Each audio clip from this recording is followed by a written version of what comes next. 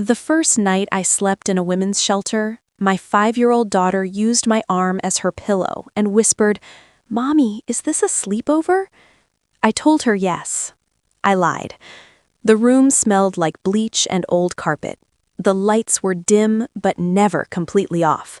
Somewhere down the hall, a baby cried. A woman coughed like she'd been coughing for years.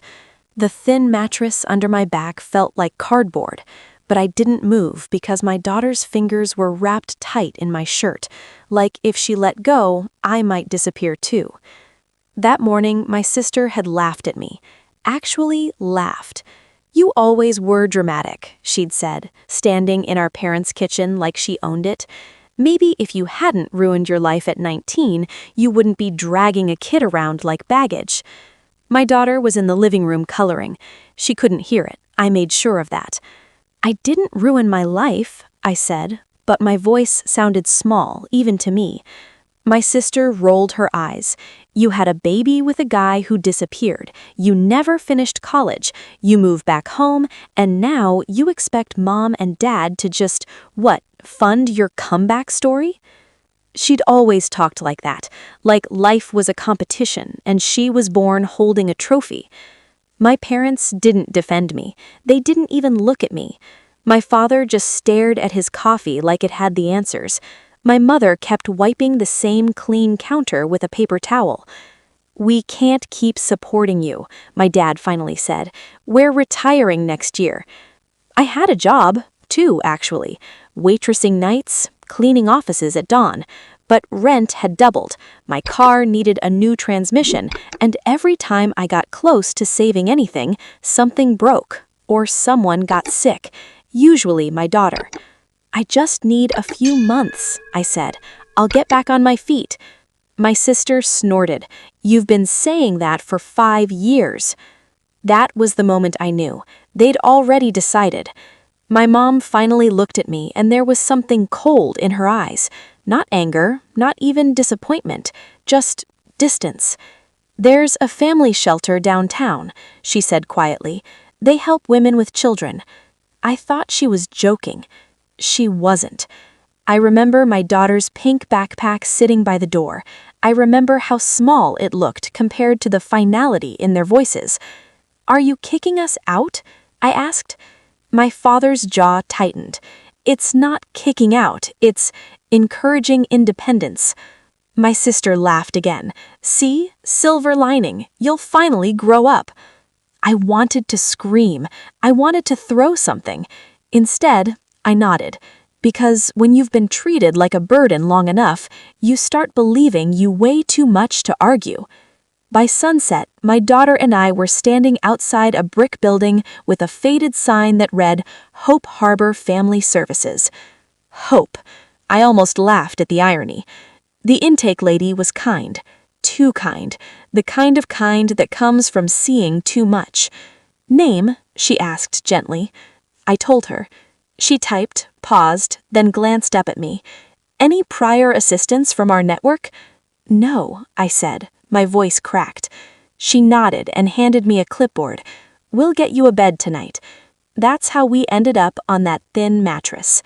The next morning, my daughter woke up cheerful, like she always did. "Mommy, can we stay here? There's other kids." My throat burned. "Just for a little while." I got her dressed for kindergarten. I walked her to the bus stop 3 blocks away. I watched her climb those steps like nothing in her world had shifted, but mine had collapsed. At noon, my phone buzzed. My sister. I almost didn't answer. "Settled into your new palace?" she said. I stepped outside the shelter so no one would hear me cry. "Why are you calling?" "She just wanted to make sure you actually left," she said lightly. "Mom's been stressed." "You could have helped," I whispered. "You make 6 figures." She laughed again. "I didn't work my way up to senior marketing director to bankroll bad decisions." There it was, the title, the pride, the distance. "Do you think I wanted this?" I asked. "I think you always liked playing the victim. Maybe this will toughen you up." The line went dead. That night, I lay awake listening to the building breathe, Pipes clanging, doors shutting, someone sobbing softly in the bunk across from us. I stared at the ceiling and replayed every moment of my life like I could edit it differently. I'd gotten pregnant at 19, yes. The father had left before my daughter was born, yes. I'd dropped out of college, yes. But I'd never stopped trying. What hurt wasn't the shelter, it was the laughter. 3 days later, the director of Hope Harbor came to the common room while we were eating boxed macaroni. She was tall, mid-50s, silver-streaked hair pulled into a low bun, calm eyes that missed nothing. "Can I speak with you in my office?" she asked, looking directly at me. My stomach flipped. Did I do something wrong? She smiled faintly. "Just come with me." Her office smelled of coffee and lavender. Certificates lined the walls, photos of ribbon cuttings, newspaper clippings. She closed the door and sat behind her desk. "I was reviewing new intake files," she said, folding her hands. "Your last name sounded familiar." I stiffened. "It's not that common." "No," she agreed. "It's not." She turned her monitor slightly towards me. On the screen was my father's name, listed as a donor. Not a small donor, a major one. My heart thudded. "He's given substantial contributions to Hope Harbor over the past 8 years, she said calmly. I stared at the numbers. I felt heat rise up my neck. "Why are you showing me this?" I asked. She leaned back in her chair. "Because when I saw your intake form, I pulled archived donor records." She clicked again. My sister's name appeared. Board member, 2 years. I stopped breathing. "They knew," I whispered. The director's eyes didn't soften, they sharpened. "Yes," she said, "they knew exactly where you would end up." The room tilted. "They told me about this place," I said, barely hearing my own voice. She nodded once. "They've attended fundraisers here, smiled for photos in this very office." My chest felt like it was caving in. "So this was convenient?" I asked. Her silence was answer enough. I thought about my sister's laugh, about my mom's paper towel wiping the already clean counter, about my dad's word, independence. They hadn't just pushed me out, they'd pushed me somewhere they funded, somewhere they could feel charitable. I swallowed hard. "Why are you telling me this?" She studied me for a long moment. "Because," she said slowly, "there's more." And that was the moment I realized the shelter wasn't the end of my fall. It was the beginning of something I hadn't even imagined yet. She turned the monitor back towards herself and opened another file. Her expression changed, less professional, more deliberate. "Your sister joined our board 2 years ago, around the same time a certain proposal was submitted." My heart pounded in my ears. "What proposal?" She didn't answer immediately. Instead, she reached into a drawer and pulled out a thick folder. My last name was written across the tab in black ink. I had never seen it before. "Tell me," she said carefully, "did your sister ever approach you about signing any documents, anything financial, trust-related?" My mouth went dry, because suddenly I remembered. 2 years ago, a Sunday dinner, a stack of papers. "Just routine estate planning," my sister had said, sliding them across the table. "Dad wants everything streamlined. It's nothing dramatic." I'd been exhausted that night. My daughter had the flu. I'd barely skimmed the pages. I signed where they pointed. I looked at the director now, my pulse racing. "I signed something," I whispered. She nodded once, and that's when she opened the folder. The desk like it weighed 1,000 pounds. I recognized my signature instantly, even before I read a single word. There's something about seeing your own handwriting in the wrong place that makes your stomach drop, like catching your reflection in a mirror and realizing it isn't smiling back. "This," the director said quietly, "is a relinquishment of claim." My ears rang. Claim to what? She didn't answer. She just tapped a paragraph halfway down the page. I leaned forward. The words blurred at first. Legal language. dense, cold. Voluntarily forfeits any present or future claim to family trust assets, including but not limited to real property, investment holdings, business equity. My chest tightened. Family trust. I looked up at her slowly. We don't have a family trust. Her eyebrows lifted just slightly. You do, or rather, your parents do. I stared at the page again. Real property, investment holdings, business equity. My parents had always acted like we were comfortable but not wealthy, middle class, careful, conservative with money. I worked double shifts while my sister vacationed in Napa and Miami. And now this. They told me there wasn't anything to split, I said. My voice sounded like it belonged to someone else. The director folded her hands. Your parents created a charitable housing development initiative 8 years ago. It's structured under a family trust, significant tax advantages, significant property acquisitions. Housing. My brain struggled to catch up. They buy properties? I asked. Yes. For this shelter? Her gaze didn't waver. Among others. She turned the monitor back toward me and pulled up a map. Red dots scattered across the city. Apartment buildings, duplexes, townhomes, all owned under the trust. My last name attached to it. My mouth went dry. How many? 32 properties currently generating rental income, she said calmly. 32. I was sleeping on a cot. My daughter was brushing her teeth in a shared bathroom with cracked tiles.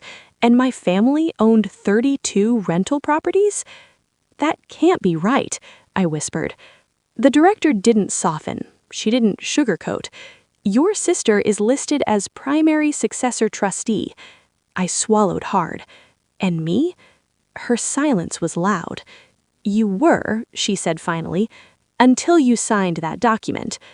It felt like someone had punched me in the chest. I didn't know, I said.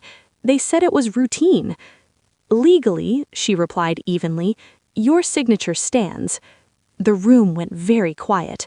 I thought about every shift I'd worked on aching feet, every night I'd skipped dinner so my daughter could have seconds, every time my sister had looked at me like I was irresponsible. And all along, they'd structured it so I had nothing. Why? I asked, my voice trembling. Why would they do that? The director studied me carefully. There was discussion at a board meeting 2 years ago. Your sister expressed concerns about reputational risk. Blinked. Reputational risk? She felt your circumstances might complicate the trust's public image. My lungs stopped working. She said that? The director didn't need to answer. I leaned back in the chair, staring at the ceiling. Reputational risk.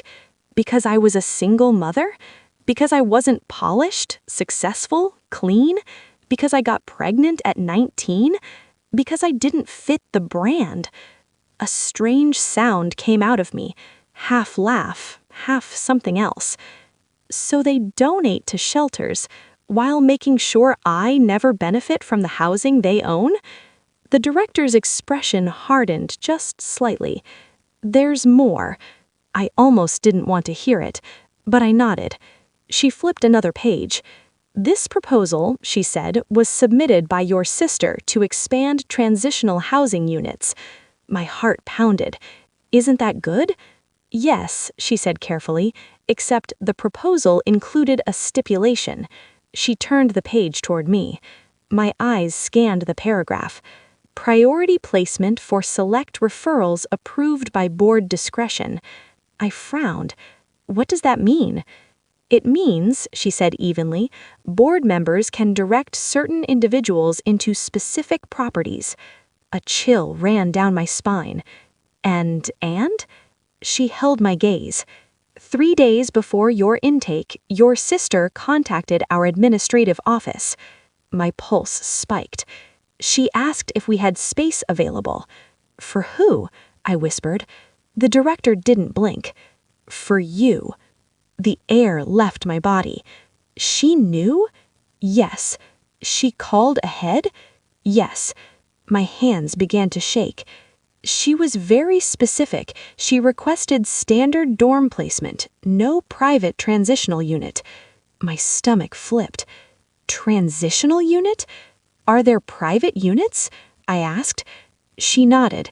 Small apartments for mothers with children, longer-term stability, priority based on need and referral. And she didn't want that? Her silence said everything. Dorm placement meant shared bathrooms, shared sleeping space, no privacy, the cheapest, most temporary option. She wanted me here, I said. My voice trembled now. But not comfortable. The director's eyes held something I couldn't read. Not pity, not sympathy. Recognition. Why are you telling me this? I asked again. She leaned forward slightly. Because I don't like manipulation dressed up as charity. Something shifted in the room. A subtle current. Your sister has influence, but she doesn't control everything. I stared at her. What does that mean? She reached for another folder. Thinner, simpler. This is an emergency hardship review, she said. If approved, it overrides standard placement protocol. My heart thudded. Why would you do that for me? I asked.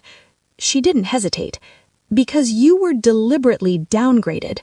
The words hit like lightning. Deliberately downgraded? I swallowed hard. If you move me, she'll know. Yes. And? The director's lips curved slightly. She won't know why. A something dangerous flickered in her eyes. For the first time since I'd walked into that building, I didn't feel small. I felt awake. What happens if I accept? I asked. You move into a 2-bedroom transitional unit within 48 hours. You receive financial counseling, child care support, job placement assistance. Your daughter gets priority school transportation. I blinked. 2-bedroom. Privacy. Stability. It felt unreal. And what's the catch? I asked quietly. There isn't one, except that your sister won't like losing control of the narrative. A slow heat spread through my chest. For years, my sister had controlled the story. I was the reckless one, the irresponsible one, the burden. But this was something else. I thought about my daughter's small body curled against mine on that thin mattress. I thought about my sister's laugh. I looked at the director. I accept, I said. She nodded once like she'd been expecting that. As I stood to leave her office, she added, almost casually, There's one more thing. I paused. The relinquishment document you signed, she tapped the folder, it may not be airtight. My heart skipped. What do you mean? She met my eyes. There are discrepancies in the witness signatures. The room went still. And if those discrepancies are proven, the trust amendments could be challenged. My pulse thundered. Challenged? As in undone? As in reversed? You'd have to want that fight, she said evenly. It wouldn't be quiet. I felt something ignite deep inside me. Not anger, not revenge. Something sharper. Resolve. My sister thinks I'm weak, I said slowly. The director's expression didn't change. She might, she replied. I thought about the dorm room, the laughter, the carefully orchestrated fall. I looked at the folder again. Discrepancies, challenge, fight. When I walked out of her office, the shelter hallway looked different. Not smaller, just temporary. That night, as I lay beside my daughter for what might be the last time on that thin mattress, my phone buzzed. A text from my sister. Hope you're adjusting. Remember, this is temporary. Try not to get too comfortable. I stared at the words. Then I looked at my daughter sleeping peacefully beside me. And for the first time since I'd been dropped here, I smiled. Because she had no idea what was already shifting beneath her perfect little plan. And neither did my parents. And what they didn't know yet was that I had just found something they never expected me to have. Leverage. But I didn't text her back. Not yet, because sometimes silence is louder than any response, and the quiet was about to get very, 48 hours very later, loud. my daughter and I were standing in front of a pale blue door on the second floor of one of the transitional units. Apartment 2B. It wasn't glamorous. The hallways still smelled faintly like cleaning solution. The carpet was worn. The paint had been redone too many times. But when the director handed me the keys and said, "Welcome home," something inside me cracked open. Home. Not a cot. Not a bunk. Not a borrowed couch under someone else's rules. Home. My daughter ran inside first. Her little sneakers squeaked on the kitchen tile. "Mommy," she yelled, "we have our own bathroom." I stepped in slowly, like the place might disappear if I moved too fast. 2 small bedrooms, a couch that had seen better days, a narrow balcony that overlooked a parking lot. It was more than I'd had in years. That night, I tucked my daughter into her own bed. She spread out like a starfish, smiling in her sleep. I stood in the doorway for a long time, watching her breathe. Then my phone buzzed. Unknown number. I answered. "Is this you?" My father's voice. I didn't speak for a second. "Yes," I said finally. "I heard you were moved," he said carefully. Of course he had. Board members talk. "I was," I replied. A pause. That wasn't what was arranged. There it was, arranged. Like I was a package. Like I was a delivery. I didn't realize my housing situation required choreography, I said evenly. Another pause. "Your sister is concerned," he added. I almost laughed. "She's concerned?" I repeated. "About what? My comfort level?" He didn't respond. Instead, he shifted tone. "You need to understand, everything we've built, everything your sister is managing, it's delicate. Optics matter." Optics. Reputational risk. Same language, same priorities. "You donated to a shelter, then sent your own daughter there. That's unfair." Is it? His breathing changed on the other end of the line. "You signed the documents," he said firmly. "You chose your path." I closed my eyes. "No," I said softly. "You chose it for me." Silence. Then colder now. "Don't make this uglier than it needs to be." I ended the call. Because suddenly I understood something. They weren't afraid I was struggling. They were afraid I might stop struggling quietly. The next morning, the director called me into her office again. She closed the door. "Your sister requested an emergency board meeting," she said. I sat down slowly. "About me?" "Yes." I felt strangely calm. "What's she saying?" "She's questioning procedural integrity, suggesting favoritism." I blinked. Favoritism? I almost smiled. That's rich. The director didn't smile. "She's also inquiring whether you've been informed about trust matters." There it was. My pulse quickened. "She thinks you told me," I said. "I did," she answered without flinching. And I stand by it. Something about her steadiness made me feel taller. "She doesn't know about the discrepancies," I said carefully. "No," the director replied. "She doesn't." I leaned forward. "What happens if we challenge the document?" She held my gaze. "It becomes public." "How public?" "Court filings, financial disclosures, donor scrutiny." I let that sink in. Public. My sister loved being polished, featured in business magazines, smiling at galas, speaking on panels about female leadership and ethical development. What would headlines look like if her own sister contested a trust amendment under questionable circumstances? "What would it cost?" I asked. "Emotionally," she said softly. "Everything." I swallowed. Financially was one thing. Emotionally was another. Because courtrooms don't just expose money, they expose history. Every dinner table comment, every dismissive laugh, every carefully worded insult dressed as concern. I want to see the original trust. The director nodded once. I'll arrange it. That evening, my sister finally showed up in person. I saw her car first. Sleek, black, expensive. She stepped out wearing heels that clicked against the pavement like punctuation marks. I was outside with my daughter, pushing her on the small playground swing near the building. My daughter waved innocently. "Hi, Auntie." My sister forced a smile. "Sweetheart," she said warmly, bending down. "Go play for a minute. I need to talk to your mom." My daughter ran toward the slide. Then my sister's smile dropped. "What are you doing?" she hissed. "Standing," I said calmly. "You weren't supposed to be moved. You were supposed to be temporary." "I am temporary, just more comfortable." Her eyes narrowed. "Did someone tell you something?" I didn't answer. Her jaw tightened. "You don't understand the bigger picture," she said sharply.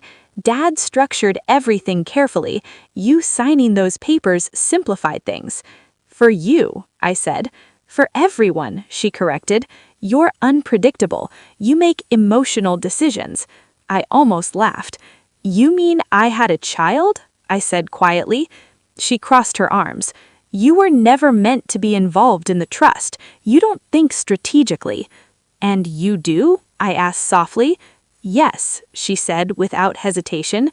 There it was. No shame, no hesitation, just belief. "You planned this," I said, calling ahead, making sure there was space. Her silence was confirmation. "I needed you to experience reality," she said finally. "Maybe then you'd stop blaming everyone else." Reality. Sleeping in a dorm while my family owned 32 rental properties. I looked at her carefully. "You underestimated me," I said. Her lips curled slightly. "Did I?" "Yes." For the first time, she hesitated. Because my voice wasn't breaking. I wasn't pleading. I wasn't small. "You signed away your rights," she said coolly. "There's nothing you can do." "Maybe," I replied. "Maybe not." Her eyes flickered. "You wouldn't dare," she whispered. That word hung between us. Dare. As if I needed permission to fight for my own name. She stepped closer. "If you challenge this, it won't just hurt me," she said. "It'll hurt Mom and Dad publicly. You really want to do that?" I looked past her at my daughter laughing on the slide, then back at my sister. "You already hurt them," I said softly. "You just did it quietly." Her expression hardened. "This is your last chance to stay out of it." "And this," I replied calmly, "is yours." She left without another word. That night, I sat at the small kitchen table in my transitional apartment and opened the scanned copy of the trust documents the director had emailed me. Original version, amendment, witness lines. 2 signatures looked identical.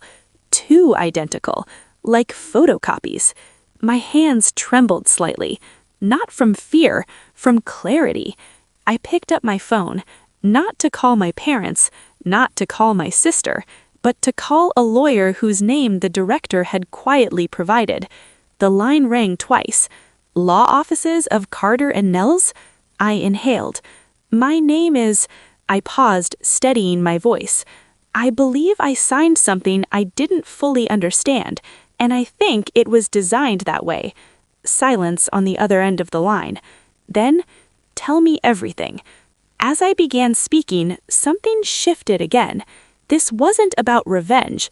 It wasn't about comfort. It wasn't even about money. It was about the story that had been written for me. The reckless one, the burden, the reputational risk. For years, I'd lived inside their version. Now I was about to write my own. Weeks later, when the official notice of intent to review the amendment was filed, the reaction was immediate. My sister called 23 times in one afternoon. My mother left voicemails filled with trembling disappointment. My father sent a single text, "You're making a mistake." Maybe. Or maybe I'd been making one my whole life by staying quiet. The board meeting that followed was tense. I wasn't there, but I heard about it. Questions were asked, documents were re-examined, whispers started circulating in donor circles. Nothing explosive yet, just cracks. Tiny, almost invisible cracks, but cracks all the same. One evening, as I was cooking spaghetti in my small kitchen, my daughter looked up at me and asked, "Mommy, are we staying here forever?" I knelt beside her. "I don't know," I said honestly. "Are we in trouble?" she asked. I brushed her hair back. "No," I whispered. "We're just changing things." She nodded like that made perfect sense. Kids accept change better than adults. That night, after she fell asleep, I stepped out onto the balcony. The parking lot lights flickered softly.